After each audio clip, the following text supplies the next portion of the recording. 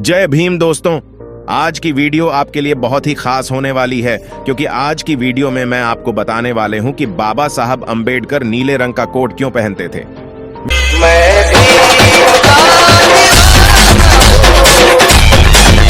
आपने जब भी उनकी कोई फोटो देखी होगी तो आपने देखा होगा कि वो एक नीले रंग का कोट जरूर पहने रहते हैं। तो आज हम इस विषय पर बात करने वाले हैं कि आखिर बाबा साहेब अंबेडकर नीले रंग के कपड़े क्यों पहनते थे, या फिर जो भी दलित समाज के लोग होते हैं भारत में उसका नीला रंग प्रतीक कैसे बन गया, या फिर नीले रंग का राजनीतिकरण कैसे हुआ। तो इस बात को शुरू करने से पहले हमें बाबा साहेब के बारे में कुछ जानना होगा कि बाबा साहेब ने जिस वक्त जन्म लिया था हिंदुस्तान में उस समय जातिवाद का बहुत ज्यादा बोलबाला था। बाबा साहेब दलित समाज से बिलोंग करते थे। दलित समाज को अछूता समझा जाता था। अगर किसी दलित व्यक्ति ने एक अपर कास्ट वाले व्यक्ति को छू लिया तो ये माना जाता था कि वो अपवित्र हो जाता है और उसे गंगा जल से अपने आप को साफ करके पवित्र करना पड़ता था। ये सब कुरीतियां उस समय बहुत ज्यादा प्रबल थी और इसे हर व्यक्ति माना करता था। दलित भी अपने आप को अछूत ही मानता था। वह मंदिर में प्रवेश नहीं कर सकता था क्योंकि मंदिर में प्रवेश अगर वह करता तो मंदिर भी अपवित्र हो जाता था। स्कूल तो दूर की बात है, वो वहां जा ही नहीं सकते थे। अब आपको पता होगा कि बाबा साहेब बहुत ज्यादा पढ़े लिखे इंसान थे। उन्होंने भारत का संविधान भी बनाया है।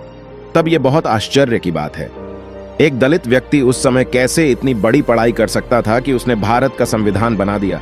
कैसे एक अछूत व्यक्ति ने भारत का संविधान बना दिया। जैसे आज पूरा भारत मानता है तो इस बात का श्रेय जाता है बाबा साहेब के पिताजी को, जिनकी इत्तफाकन ब्रिटिश आर्मी में नौकरी लग गई थी। अब ब्रिटिशर्स क्रिश्चियंस थे और वो इस चीज को नहीं मानते थे। वो छुआछूत को नहीं मानते थे। उन्होंने देखा कि बाबा साहेब में कुछ प्रतिभा है।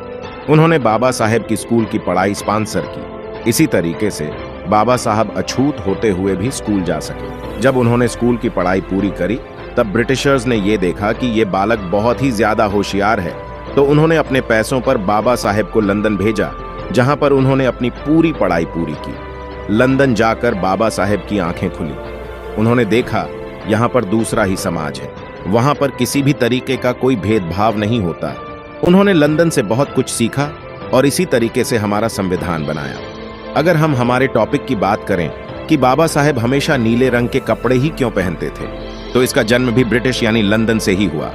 वहां पर जो व्यक्ति काम करता था उसे दो तरीके के जॉब्स में डिवाइड किया गया था। एक था व्हाइट कॉलर जॉब और एक था ब्लू कॉलर जॉब। ये दोनों अंग्रेजी टर्म है। अर्थात व्हाइट कॉलर जॉब का मतलब होता है कि एक बहुत ही रिस्पेक्टफुल जॉब जहां पर आप आराम से कुर्सी पर बैठ के काम कर रहे हैं और उसको आकर लोग सलाम कर रहे हैं। इस जॉब की बहुत ज्यादा कीमत है। इस नौकरी में समाज में बहुत ज्यादा इज्जत है। आप बहुत ज्यादा पैसे कमाते हैं। और दूसरा था blue collar job. Blue collar job मतलब कि आपको बहुत ज्यादा परिश्रम करना पड़ता था, आपको बहुत ज्यादा मेहनत करना पड़ता था, आपको धूप में रहकर काम करना पड़ता था। ये सारे काम करने के बाद भी आपको लोगों को सलाम करना पड़ता था और आपको कोई खास सैलरी नहीं मिलती। व्हाइट कॉलर जॉब वाले लोगों का जीवन बहुत ही अच्छे से चला करता था, जबकि ब्लू कॉलर वाले जो लोग थे उनके जीवन में काफी परेशानियां हुआ करती थी। परंतु लंदन में व्हाइट कॉलर जॉब और ब्लू कॉलर जॉब आपकी काबिलियत के ऊपर डिपेंड करता था। मतलब अगर आप जिस हिसाब से आप काबिल हैं उस हिसाब से आपको जॉब मिलता था। अगर आप काबिल हैं तो आपको व्हाइट कॉलर जॉब मिलेगा। अगर आप काबिल नहीं हैं, अगर आपने मेहनत नहीं करी तो आपको ब्लू कलर जॉब मिले।